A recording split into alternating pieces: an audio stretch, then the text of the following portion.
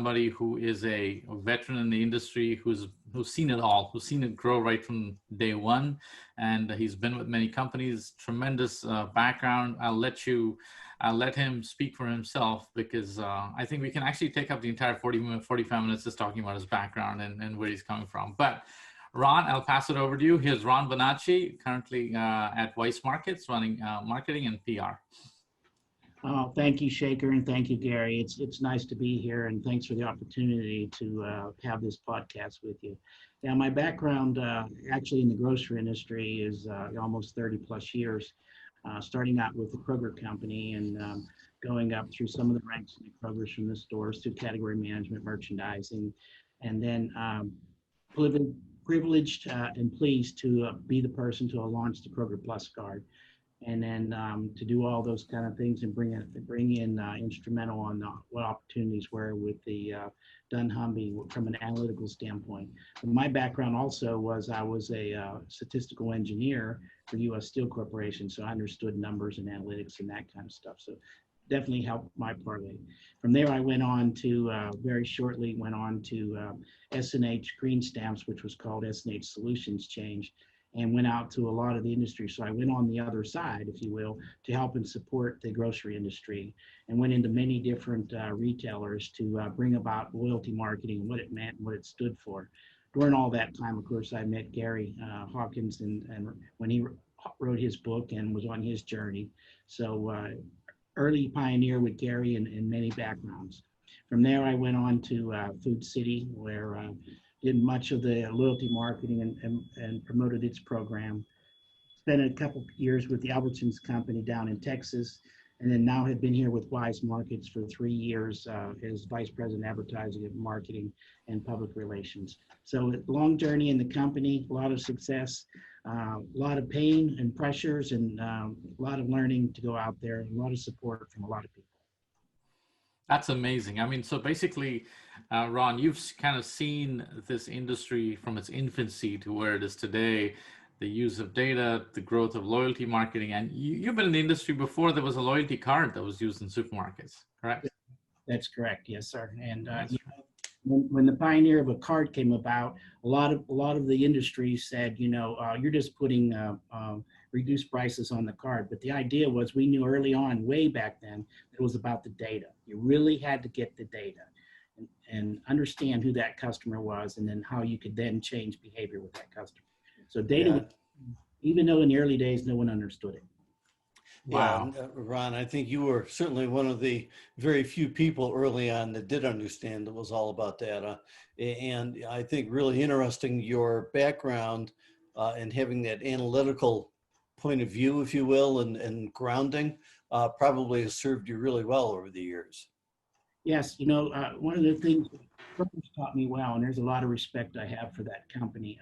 I was allowed to be on the Kroger category management steering committee, and I was allowed to be on the private brand steering committee, and going out to the manufacturing communities. They had 52 manufacturing plants at the time, and being on their committees to see from an analytical standpoint and statistically looking at their stats, not just their accounting and their sales and that kind of stuff. So it gave me an insight to understanding that the data was the key for success, and how we could change and do that for a more profitable way and engaging customers.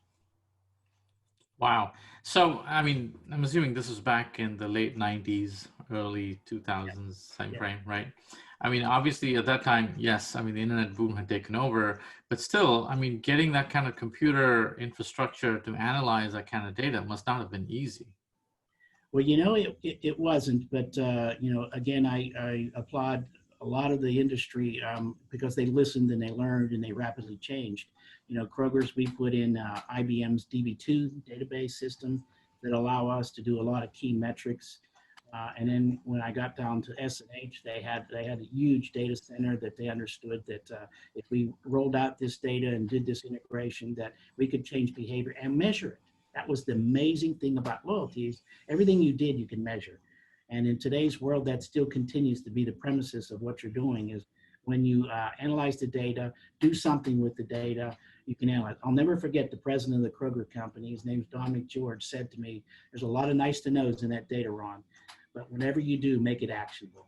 Make it actionable. And that was my learning I took away in my early days. Wow, make it actionable. I mean, that's I think a good mantra for most marketers to go by, because we hear from retailers that, I mean, they get reports on their desk up the wazoo. More paper that's showing up on their emails and their computer desks than they know what to do with. So how do you figure out what's actionable? Well, there's some easy wins there. First of all, you can measure lost shoppers. That's one way. So you can go out and target those customers that you've lost. Obviously, people move across the nation. Way back then, it started out about 18% of the community had moved back and forth, whether it's across town or across cities or from coast to coast. And so you could measure those new customers to your door. And you always want to take advantage, because you don't want to lose customers. In Gary's early book, he talked about customer churn. And obviously there's this journey is you get a new customer, they're with you for some period of time, which is called lifetime value of the customer. And then you lose customers, which is the leaky bucket theory and so you got to measure that churn. And that is one way that you can look at customers. And then you could start segmenting customers by depth of store. How many categories are they shopping in your stores? What is the depth and breadth? What are the type of products that they're going to buy? So is it elusive that they're going to be a short termer because they're only buying convenience items from you, as opposed to more of the solid core family value purchases that consumers would do. And then you have other areas that you can look at, like category voids.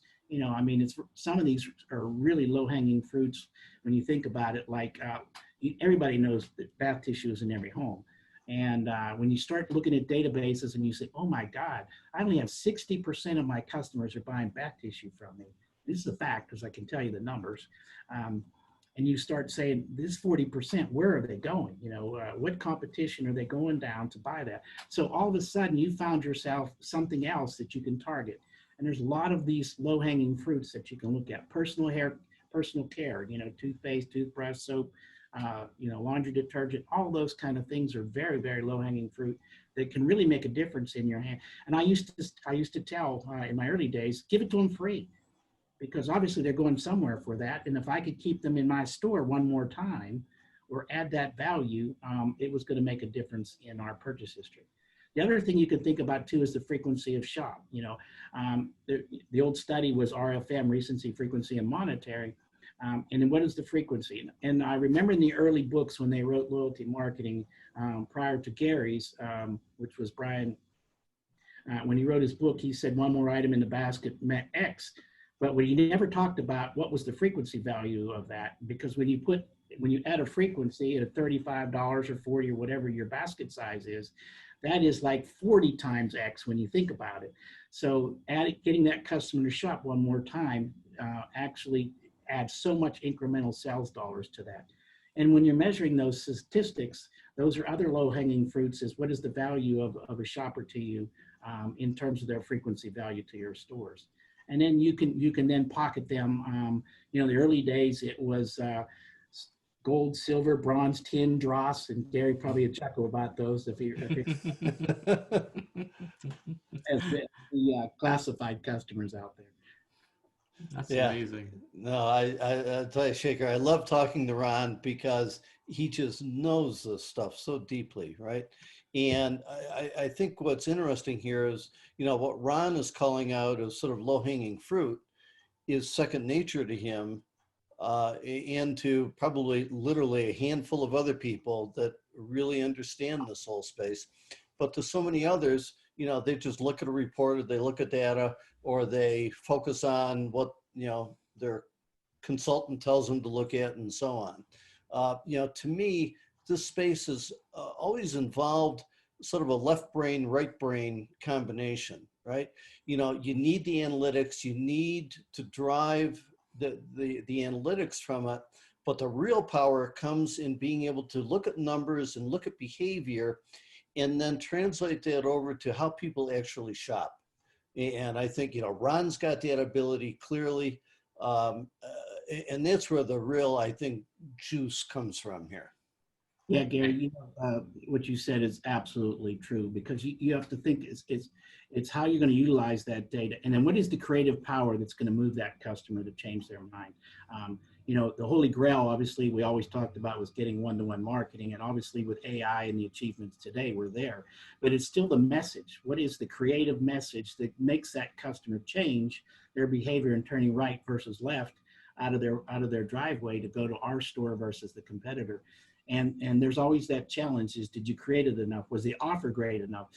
Did you reach the right categories that motivated that customer? One of the things I saw early for instance, in the dunnhumby data, and I'll give you a real quick example. I used to, when I was the dairy category manager, I used to eliminate this one butter, and it was a sweet butter. And when I kept eliminating because its sales were terrible, you know, and it really didn't belong in the box when you think about it. But when you go back and look at who's buying it, and all of a sudden you realize every one of these people are your top shoppers in your store, and they cared about that product because it was the reason they came to your store, because it was unique in their purchase history. So when you eliminate it, we got a flood of customer complaints. And then we put it back in, we got the satisfaction of those top shoppers who never went anywhere else because we carried that one sweet butter for them, and it was in their core factors. Give you another example I'll never forget because it was an amazing thing. When we looked at the data way back when, and we saw that you measure the customers on spend and everything and the value that they bring, we had one customer spending over $20,000 a quarter in our store. And I won't tell you which division that was in the Kroger company. Quarter after quarter after quarter after quarter, she is spending that kind of money. So everybody just assumed she was a small business, you know. And the reality was she was one of the most charitable persons in the community. What she did was, way back in before online shopping and delivery came about, she would go to all the nursing homes in the area and say, I'll shop for free for you if you just tell me what you want and give me your money, and I'll go to the store and get all your groceries and bring them to your house, bring them back to the nursing home.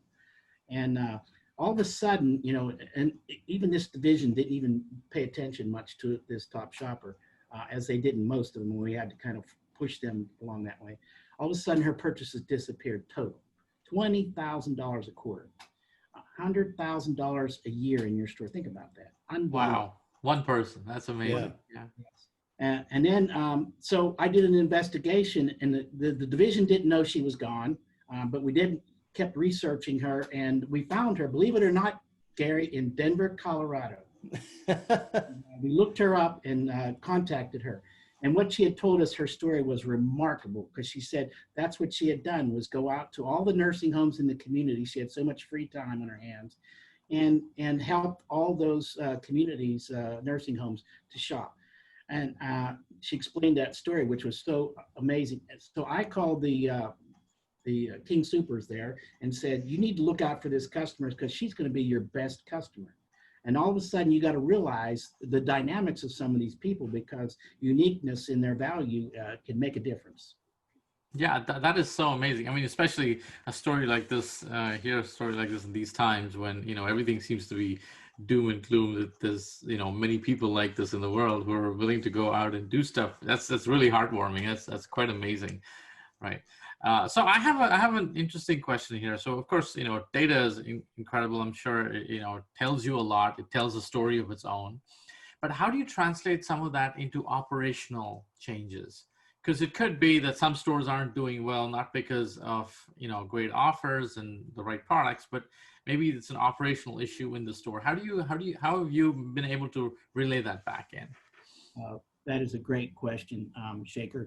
Believe it or not, I've created a dashboard, and Gary has seen it, and so have you. And that dashboard, I actually can tell a store manager what's going to happen in his store before he or she can see it themselves, because there's trends that take place in the data that'll tell you what's going on. And that dashboard gives me insights in what's going on. So you can go down and tell them that in time, your store's in trouble because you're depleting customers at a faster rate than you're adding new customers. The other thing is when you look out there and you get into the stores, the store managers are now coming to us for insights and information. Hey, they're starting to absorb that like a sponge. Tell me about my customers. Tell me about the demographic profile. Who do I need to attract? What's in that marketplace that I'm just not aware of? Here's a good example. We opened up a store, and I won't tell you the city or anything like that, but we opened up a store typically, as we traditionally do, it was totally category related to all the categories and insights. And little be knows to the store manager in the community, because they really weren't involved in there, because they kind of moved into there when we opened a brand new store. But another side of population came into that marketplace that they did not see on their radar. But all of a sudden, you have to have the type of products and services that this type of people shop for, and it wasn't in a store. And we had 30%, when we opened those doors that morning, 30% of them walked through the front door to evaluate our new store, and we weren't prepared for that type of customer. All of a sudden, within 3 days, that's how fast and pivotal we did, was we added all those products that they would use in increment, and then had to re-merchandise and remarket to those people to let them know we now carried the types of products and services that they were looking for. So you got to be nimble enough, and you got to listen and make sure that the demographic profile meets the needs of the community that you're serving. So maybe my local supermarket is going to hear this podcast and start carrying samosas in the supermarket. Maybe. Just maybe, right? There is hope still. That's amazing. That's amazing. And, and recently I wrote a blog called Reading the Tea Leaves, and Ron, that's exactly what you're saying. Is the data tells the story. You may not know why it's happening, but you know it's happening, and somebody who can take action on that can then dig down to the actual reason. Whatever is happening is happening. I mean, I love that. So, Gary, you want to have something to add? Yeah, I think, data obviously is critically important to all of us, but I think there's another side to it too. And the story Ron shared just a couple of minutes ago about that woman who's shopping for other people and so on illustrates that behind all that data are real people and real customers. And it doesn't matter if, you're a one-store operator or you're the largest retailer in the country, ultimately it comes down to people, it comes down to relationships. And I think the challenge in front of everyone in this industry is, how do we use all this data to build and foster and grow those relationships with each of our customers? I mean, it's easy, all of us involved in marketing, we think about personalization and I can get more relevant savings to people, and all that's absolutely critically important. But I think it needs to go one step further, as Ron has alluded to here. You've got to make that information, that data, actionable for the people at store level that are seeing people day in and day out on the sales floor. Yeah, I've heard from many industry leaders who build big companies that, you always put people before profit. And if you can treat your people right and your customers right, the profit will follow, and you always put people before profit. And it looks like this is a classic case of, and many people, I guess, Ron, especially with the internet age, are become wary about data collection and how it's being used. And I think it's amazing to see that in the supermarket industry, it's really being used to figure out how can we service our customers better and really add value to their lives. And given the current circumstance where the supermarket industry has become the center of most people's lives, I think it just highlights the fact that if supermarkets can actually use that data effectively, they can retain some of the gains that they've gotten in the last 6 months and keep these customers happy, right? Would you say so? Oh, Shekar, I think you're spot on in what you just said. Think about this. Back in the early days, and Gary used to talk about this, and so did I, is 1800s, early 1900s, you knew your customer well. When they came in the door, you knew exactly what they wanted. You knew how to satisfy their needs, and they went on their way. So it was really understanding them. What COVID-19 did to our industry, first of all, it made us one of the first responders, because we had to be there. We were mandated that we were going to be open and service the needs. We had to be concerned about the customer safety and all that. It was paramount, without a doubt, and our company, I think, stepped up to the plate and did that 100% flawlessly. But at the same time, it gave us the insights to say, what are the customers really buying? Because the interesting dynamic, when you looked at the grocery store in the height of this pandemic, what was left on your shelves really was the products they were not looking for. That's true. Yeah. Every category that was, the evolution of the shop, if you looked at what the customers did, it was amazing. They came in, and the first thing there was the pandemic is they were going to stock up on the bath tissue, the laundry detergent, the hand sanitizer, the paper towels, and wiped out the grocery industry.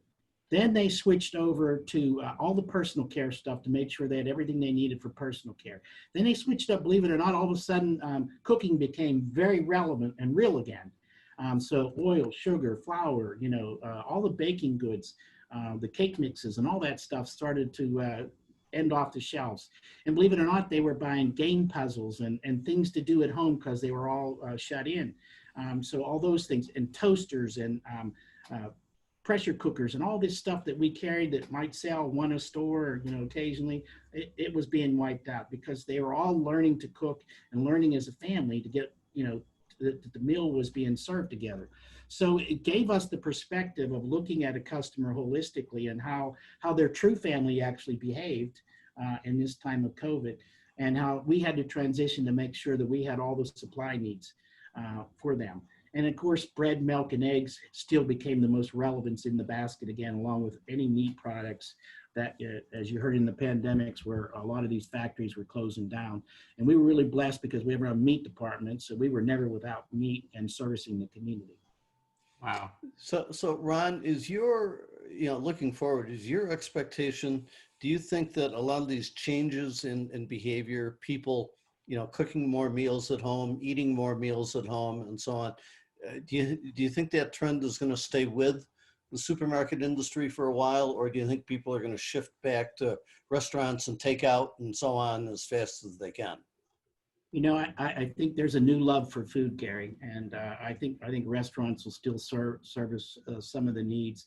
But if you hear some of the stats, whether it's true or not, that 25 or 30% of all the restaurants will never reopen again as the extension of COVID continues. But I think there's this new love of food and cooking. And I think the family gets surrounding it. My daughter, she's a typical example. Oh my gosh, she's been grilling. She's been cooking at home. She's been delighted to, hey, I'm going to go get steaks tonight. And let's grill them out and stuff. I think there's a new love for that. And I think because of the industry over the last 5 to 10 years with all these food shows and networks, the Food Network and stuff, I think there's a new passion with all these chefs and celebrity chefs and things. I think there's a new passion out there that will give life that maybe another meal will be served at the table with the family. And I hope so, because we need more of that, families around being in the community they serve and being with their own family. I think that's a good thing. Yeah. Yeah, I mean, that's probably the silver lining in all of this, is that I think families have definitely gotten closer and gotten to spend more time with each other in this time. All right. So any specific challenges that you can point out that Weis had to navigate through this time that you'd not anticipated, or you kind of accelerated some implementations of some technologies which you would have done later and you did it sooner? Well, we have been on a technology journey, and Gary and Shekar, to some degree, that too. The problem with technology, there's so much fast, and Gary calls it the speed of eye. But the idea is that there's so much data, there's so much things coming at you. It's how you inseminate that, and then taking that piece or component and make a difference with it. And that's marketing to customers in the way they want to be marketed to. One-to-one marketing is the holy grail, obviously, is giving them those products when they want them, at the time they want them, and actually looking to what's going out there, because the CPG industry is dynamically changed, and maybe forever, because what they did was decide that I can't give you the 10 varieties that I once had. I'm going to produce 3 of them, and so I can maximize my manufacturing facility and just keep that production running. Because a lot of manufacturers are still telling us it's going to be the end of 2021 and perhaps the first quarter of 2022, but before they're ever back to some normalcy. Wow. And if that's the case in a lot of these industries, I think that a product assortment is going to be very limited in some cases, in categories. And the new norm is that, less is more. And so that you become satisfied with that, and with the family staying home more, I think there's a great need for us to really understand, the key importance that make the consumer feel good about what they're buying today, because we're bringing a lot of generic items to the shelf that we would have never thought about even just 6 months ago, because you have to, out of the need of the business and what the demand is out there. There's so many new manufacturers that came into us that flooded our gates that says, hey, I got products that you would probably like that you would have never looked at before because the national brands controlled everything. Now private label is exploding out there, and those people willing to give you off brands that is just as good, high quality out there to put on your shelves to meet that need. So I think consumers are going to be more adaptive, just following different things, looking at different things, and seeing what's available to them. And we got to be ready for that from understanding and insights. Yeah. So I think a lot of people would agree with the notion that the in-store product assortment is going to become rationalized, more limited, and productive. Do you think some of that variety is going to migrate online, where you've got that long tail of merchandise that doesn't make sense to put on the shelf in the store, but maybe you can make it available to shoppers online? Gary, during this pandemic time, e-commerce exploded, and we were no different than anyone else out there. We increased 300+% in our e-commerce platform, and we plateaued out at about 165 in that range, wise increase. And yes, I think the product assortment offered online will continue to grow, and we already ourselves, because we created a marketplace for our customers to get the type of products and things that we couldn't normally have or source on a given factors. Because when you order 10 truckloads of product and 3 show up because the manufacturer put you on allocation or is short of those products, you're going to put those online and let the consumer know that, hey, it's coming, and that kind of thing, even though you don't carry it in your store. So they feel good about, hey, I like this product. I want to get it as soon as it's available in my marketplace. Wow. So do you see consumer behavior changing in terms of how they shop? Do you think there's going to be a greater percentage of your shoppers that are also willing to try online because they've had to try it out of circumstances? And will they continue, do you think? You probably read all the statistics that, 36% of the people who have never tried online shopping have now tried it, and 90% said they're going to continue to shopping online.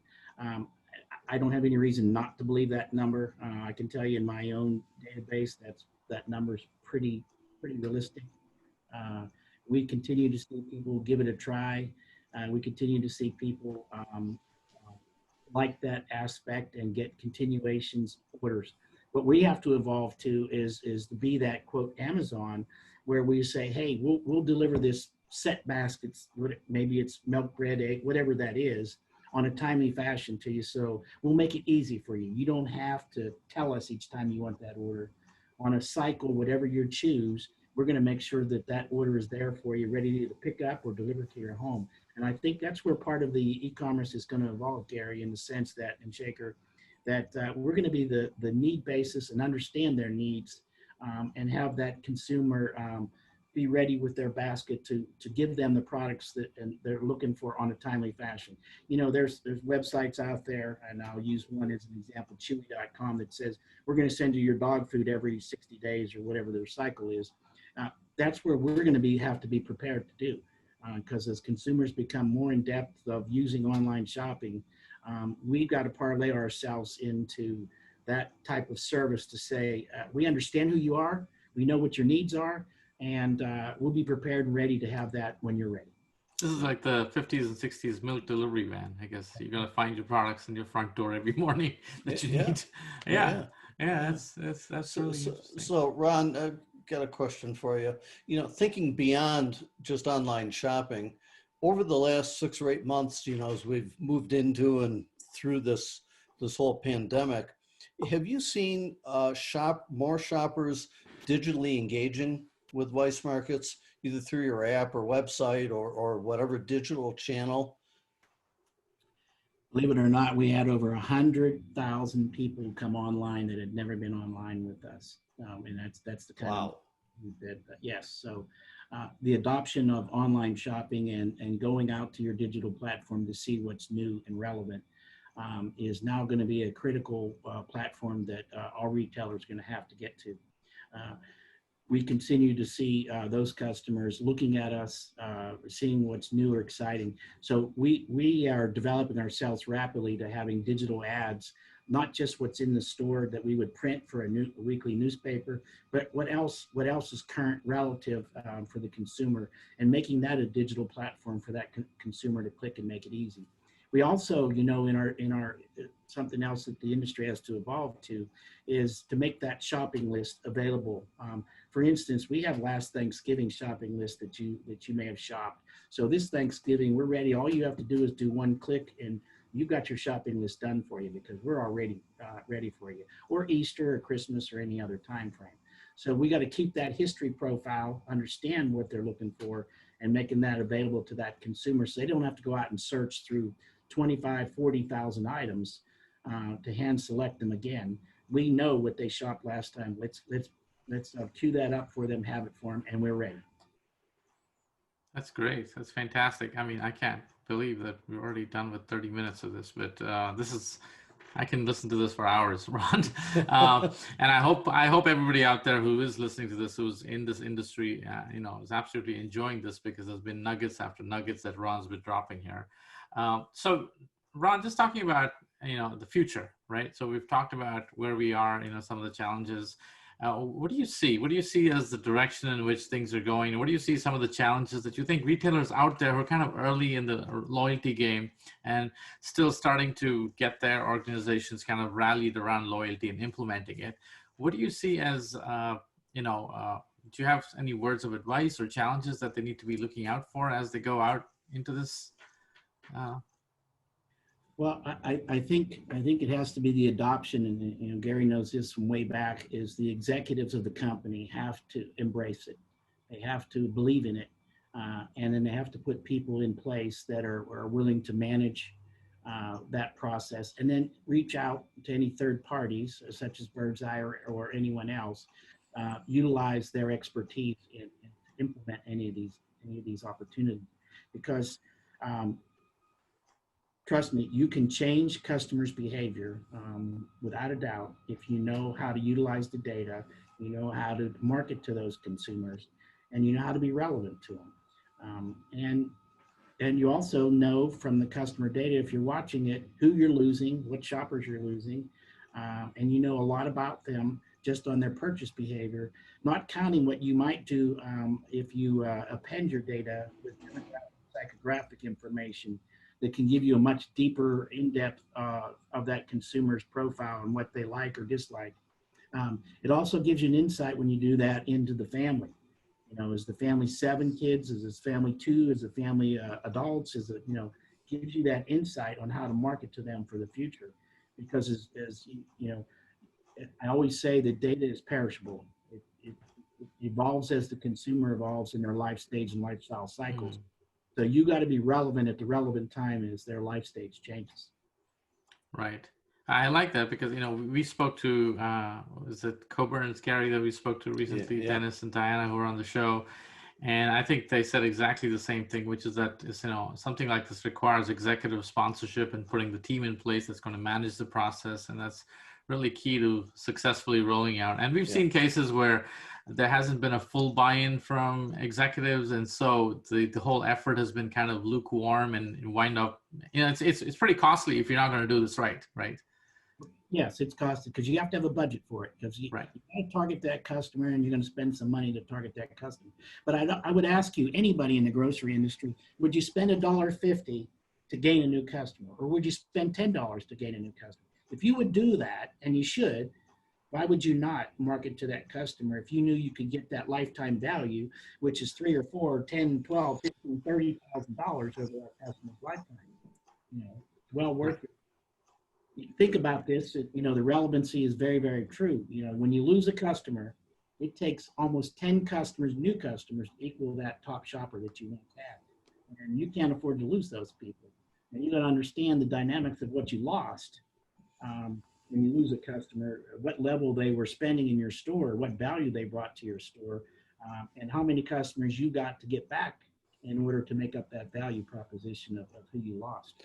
Yeah, and that's why I think, as you just called out, executive understanding, executive support, and really leadership in this space is so important here, right?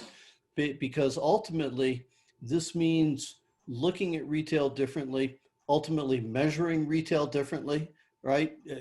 Sure, you still look at sales and transactions, but you're also looking at, how many customer households are shopping, how well am I retaining them, am I, migrating them, and so on. And as we go forward, I think we're going to just see more and more of a change in how retail goes to market. And executives that have grown up on a, pilot high and let it fly mass merchandising basis aren't going to play well in this new world where it's really focused on serving each individual customer with what's relevant and what's relevant savings to them. Well said, Gary. Yeah. Right. So, as we enter the age of I, like Gary puts it, obviously companies like Amazon, Whole Foods that are digital natives, I call them, come in and they start impacting grocers in every part of the country because it really doesn't matter where you live. How does an independent grocer, regional grocer such as yourself, what's your strategy in terms of making sure you can keep your customers and grow them? Well, I would tell you, you got to own fresh. You got to own fresh, and you got to own the relevancy of the perishable nature of dairy and fresh, because Amazon can't figure that out, and nobody's going to box it up with whether it's dry ice or whatever the containment is, to make that product that fresh shipped to a home in a relative reasonable time frame. So the grocery industry's got to win it fresh. Everyone can put a couple boxes of cereal or dry groceries or whatever it is in a box and ship it within a reasonable time frame, and satisfaction would be there for the customer. But you got to be relevant. That's why personal shoppers in this age of online shopping are so relevant to know their customers, just like back in the 1800s, to know what they like in their steaks, what they're like in their fresh produce. How do they like their bananas? Do they like it with brown spots on it? Do they like it bright yellow, or they like it green? That knowledge base is so paramount to the future that Amazon can't get there because they don't have enough footprint with a Whole Foods in the marketplace to be fresh nationwide. They may have a solution they're working on. It may be around the corner we don't know about yet. But right now, the grocery industry has a chance to own fresh, online shopping, because we are the last mile and close enough to the consumer to be the freshest quality and most customer satisfaction there is. Well said. Well said. Gary, you have a question? No. All right. I mean, this has been amazing. I mean, I'm sure all our listeners are absolutely going to love listening to this podcast because, and Ron, I think we have enough questions to get you back for another episode at some point in the future. Hopefully you will. And next time you'll be drinking coffee out of a mug we sent to you. But listen, this has been an absolute pleasure, and to ask you questions and have these conversations. And I've always enjoyed sitting and listening to some old war stories that you have, that you and Gary honestly have had being in the industry for this long. But again, thank you so much for being on the show. I wanted to, Gary, any wrap-up words here before we close out? No, I think, as you just mentioned, Shekar, I think, Ron has got just vast experience. A lot of golden nuggets were shared here today, and look forward to getting Ron back with us soon. Yeah, I mean, if you are listening to the show, you got like a fast burst masters in loyalty marketing. They were all there, right? If you could just pick it up. So again, we're going to wrap this up. Folks, thank you so much for listening to The Retail Perch. Make sure to join us every Monday and connect with us at The Retail Perch on Instagram and Facebook. And if you have any questions, feel free to email us at theretailperch@birdseye.com.